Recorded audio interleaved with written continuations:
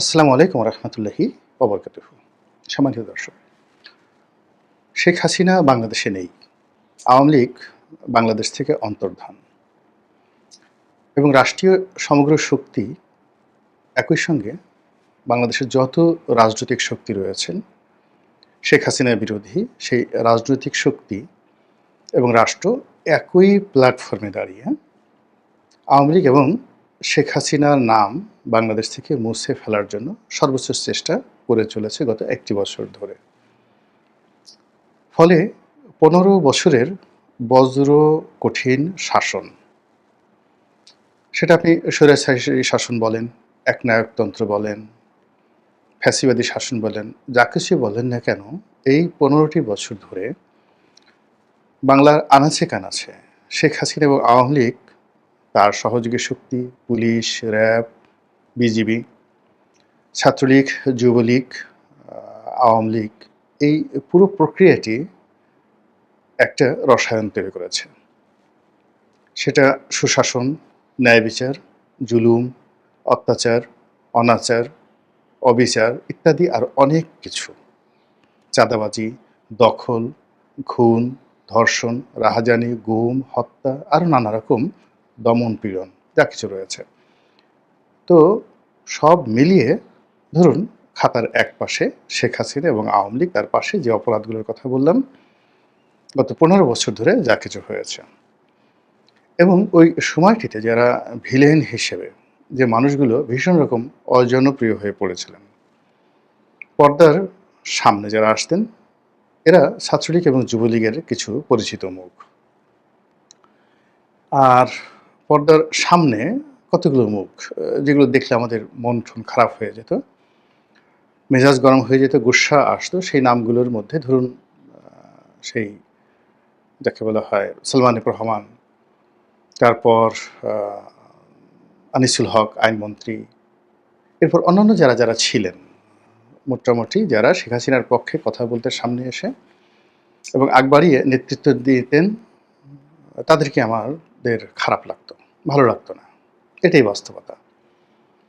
আর এর বাইরে পর্দার আড়ালে কতগুলো নাম, যেমন শেখ রেহানা, জয়, ববি, পুতুল, তারপর শেষে পুতুলের স্বামী, পুতুলের যে শ্বশুর ইত্যাদি আরও অনেকগুলো নাম, যে নামগুলো অনেকটা মারুফতি নাম। আমরা তাদের সম্পর্কে একেবারে ঢালাওভাবে সবাই অভিযোগ করতাম, কিন্তু তারা আসলে কি অন্যায় করেছেন তার to the point, pin point যে বিষয়বস্তুগুলো, এগুলো আমরা জানতাম না, কিন্তু আমরা আন্দাজ করতাম।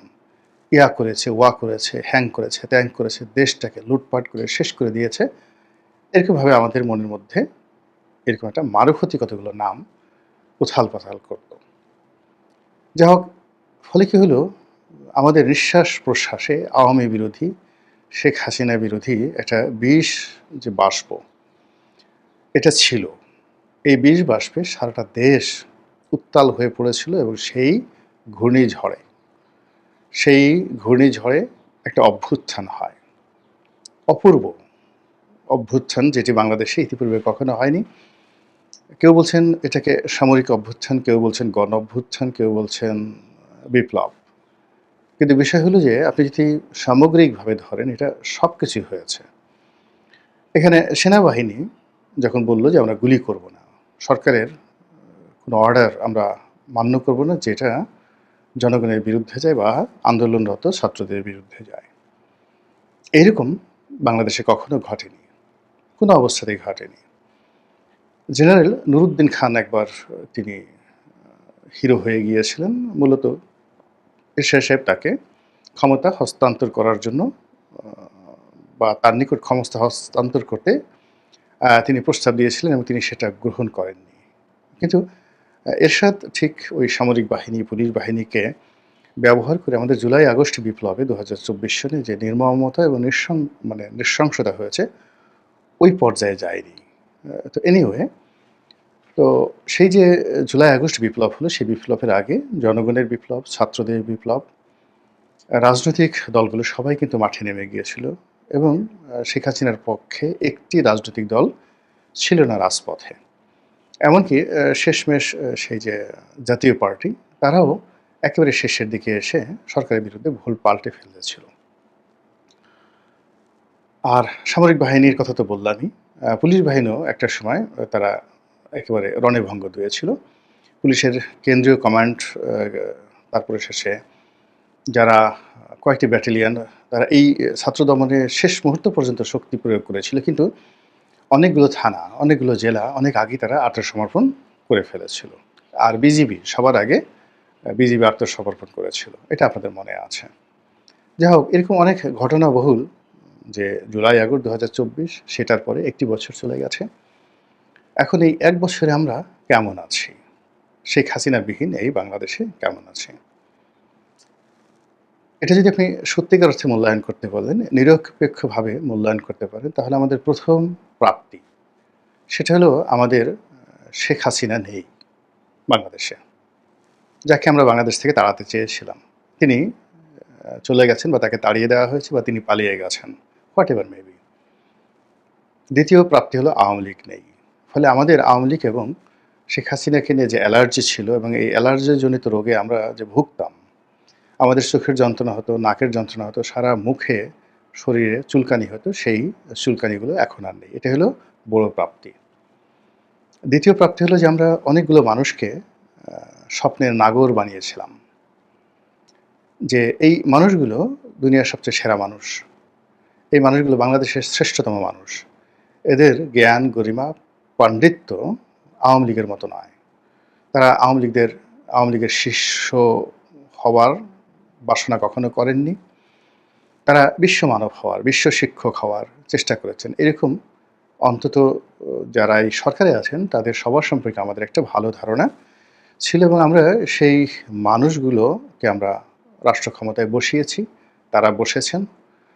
আমরা তাদেরকে ক্ষমতা দিয়েছি অথবা তারা আমাদের প্রতি ক্ষমতা প্রয়োগ করেছেন। It does not matter. Matter হলো আপনার প্রিয়তম শিশু সন্তান। সে যখন আপনার মলমূত্র ত্যাগ করে, ওটা আপনার কাছে খারাপ লাগে না। আবার সে যখন আপনাকে একটা খামচি দেয়, ওলে, ওলে বাবা, ওলে, ওলে মা এরকম কথাবার্তা বলে, তার ছোট গুদগুদে দুটো পা দিয়ে, হাত দিয়ে আপনাকে খামচি দেয়, আপনার চুল টেনে ধরে, তার মুখে দাঁত ওঠেনি, তো সেটা দিয়ে আপনাকে এক দফা একটু কামড় দিয়ে দিল আপনার হাতে, বা তার দুটো দাঁত উঠেছে, আপনি একটু মশকরা করার জন্য সেই শিশুর মুখের মধ্যে হাত পুরে দিলেন, ও একটা কামড় বসিয়ে দিল।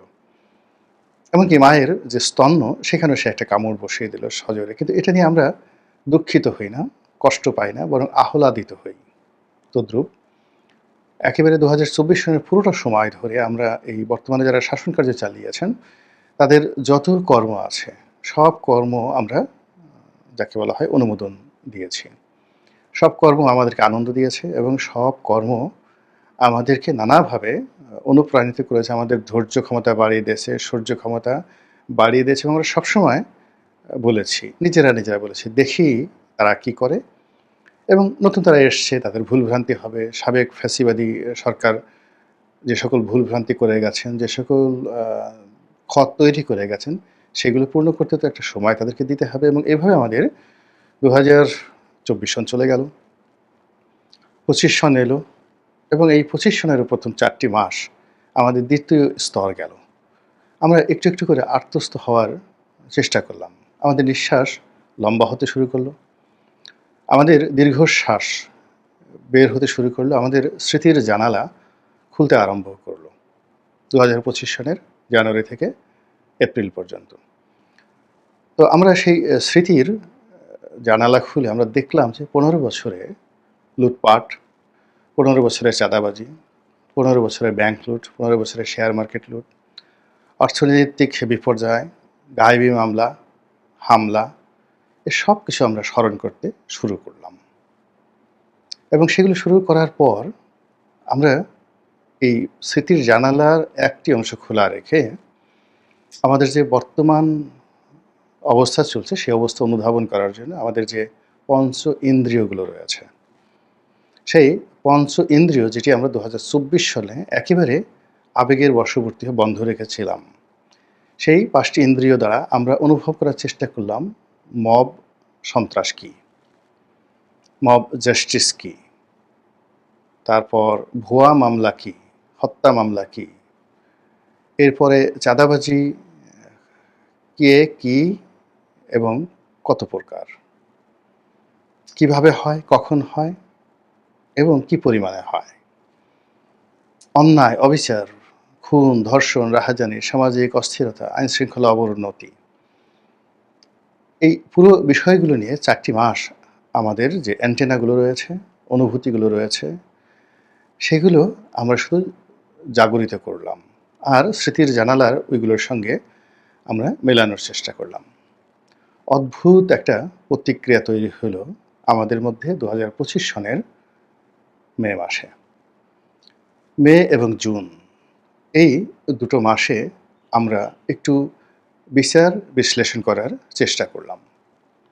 আমরা দেখলাম যে অনেক সর্বনাশ হয়ে গেছে। হায় আল্লাহ! এখন কি হবে? আমাদের অনেকের পেটে টান পড়েছে। অনেকের বস্ত্র, মানে পেটে টান মানে অন্যের যে সংস্থান, এখানে সমস্যা দেখা দিয়েছে। অনেকের বস্ত্র পুরনো হয়ে গেছে, ছিঁড়ে গেছে, মলিন হয়ে গেছে, নতুন বস্ত্র ক্রয় করা দরকার। বাসস্থান নিয়ে আমাদের সমস্যা হচ্ছে এবং আমরা যে বেঁচে থাকবো, এই বাংলাদেশে টিকে থাকবো, এর যে স্বপ্নবাসর, সেই স্বপ্নবাসরগুলো ধীরে ধীরে যাকে বলা হয় ধূসর ধুলা কবলিত হতে শুরু করেছে এবং আমাদের যে দীর্ঘ নিঃশ্বাস বা দীর্ঘশ্বাস, যেটা আমরা প্রথম ৪ মাসে ছাড়ছিলাম, সেই দীর্ঘশ্বাস এখন ক্ষুব্ধ প্রতিক্রিয়াতে, ক্ষুব্ধ হুংকারে, অবিশ্বাসে এবং আমাদের রাগ এবং ক্রোধে, এটি মানে এপ্রিল এবং মে এই দুটো মাসে আমাদের শরীর থেকে, মন থেকে, আমাদের চোখ থেকে, নাক থেকে এগুলো বের হওয়া শুরু করলো। আমরা এই যে আমাদের স্বপ্নের সেরা মানুষগুলো, সেই মানুষগুলো থেকে আমাদের যে দিব্য দৃষ্টি, সেই দিব্য দৃষ্টির মধ্যে আমরা বাস্তবতা আনলাম এবং আমরা অনেক কিছু দেখতে আরম্ভ করলাম, অনুভব করতে আরম্ভ করলাম এবং যারা এখন শাসন কার্য পরিচালনা করছে তাদের গন্তব্য কোথায়, এটা আমরা বুঝতে পারলাম না। ফলে কি হলো? জুন, জুলাই, অর্থাৎ এপ্রিল, মে গেল, মে, জুন গেল, জুলাই মাসে এসে একেবারে পুরো বাংলাদেশ ঠিক ২০২৪ সনের জুলাইয়ের মতো করে এরকম একটা অগ্নিগর্ভর মতো অবস্থা তৈরি হয়ে গেল। সুনামির পূর্বে বা যেকোনো একটা ঘটনা ঘটার পূর্বে, বৃষ্টি হওয়ার পূর্বে, ঝড় আসার পূর্বে প্রকৃতি যেভাবে গম্ভীর হয়ে যায়, আমাদের মন সেভাবে গম্ভীর হয়ে গেল। আতঙ্ক, সংশয়, ভয়, দ্বিধা, নানা রকম গুজবে আমাদের শরীর মন অবশ হতে থাকলো। এভাবেই জুলাই মাসে আমরা নানা কথা শুনতে পেলাম। এটা হবে, ওটা হবে, আওয়ামী লীগ ফিরে আসবে, শেখ হাসিনা ফিরে আসবে, আবার একটা বিপ্লব হবে, আবার একটা 1/11 হবে। নানা রকম যাকে বলা হয় ২০২৫ সনের যে জুলাই, এই জুলাই আমাদেরকে অস্থির করে রেখেছে। একটি মানুষ আমরা কেউ যার যার অবস্থানে থেকে সুখী হতে পারিনি। একটি মানুষ আমরা যার যার অবস্থানে থেকে নিজেকে প্রবোধ দিতে পারিনি, অন্যকেও প্রবোধ দিতে পারিনি। এরপরে আগস্ট মাস এলো। আজকে যে ভিডিওটি করছি আগস্ট মাসের ১ তারিখে। কি হচ্ছে এই বাংলায় আপনারা বুঝতে পারছেন। আপনারা বুঝতে পারছেন গণতন্ত্র এখন কোন পথে যাচ্ছে। নির্বাচন যে স্বপ্ন, গণতন্ত্রের যে স্বপ্ন, সেই স্বপ্ন এখন কোন পর্যায়ে আছে। শেখ হাসিনা এবং আওয়ামী লীগের প্রতি যে ঘৃণা এবং ক্রোধ, এটা এখন কোন পর্যায়ে আছে এবং ডক্টর মোহাম্মদ ইউনূস এবং তার যারা সঙ্গী সাথী রয়েছেন, তাদের প্রতি প্রেম এবং ভালোবাসা, বিশ্বাস এবং আস্থা কোন পর্যায়ে রয়েছে।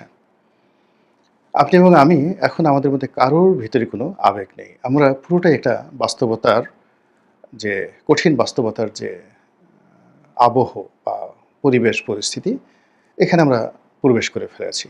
The Real life, the reality of life, এই দুটো জিনিস আমরা এখন বুঝতে পেরেছি। ফলে আপনি সহজেই এই যেটা শিরোনামে বলতে পারেন, মাননীয় স্পিকার, মানে আমরা সংসদে যখন এমপি ছিলাম, আমরা যেকোনো কথায় স্পিকারকে সম্বোধন করে বললাম। এখানে যদি আপনি স্পিকার মানে হাউজের যিনি প্রধান ব্যক্তি, পরিবারের যিনি প্রধান ব্যক্তি, তিনি কথা বলবেন, তাকে স্পিকার হিসেবে আমরা ধরে নিই। এখন এই সমাজে, রাষ্ট্রতে একজন স্পিকার আছে। এখন সেই স্পিকারকে লক্ষ্য করে যদি আপনাকে বলা হয় যে আপনি কিছু বলেন, মাননীয় স্পিকারকে উদ্দেশ্য করে আপনি ২ খানা কথা বলেন। তো সেই ২ খানা কি বলবেন? যে শেখ হাসিনার বদনাম বলবেন? না মাননীয় স্পিকার আ তার প্রশংসা করবেন? এই বিষয়গুলো আপনি সিদ্ধান্ত নিন। মহান আল্লাহ আমাদের সবাইকে হেদায়েত দান করুন এবং হেফাজত করুন। আসসালামু আলাইকুম ওয়া রাহমাতুল্লাহি ওয়া বারাকাতুহু।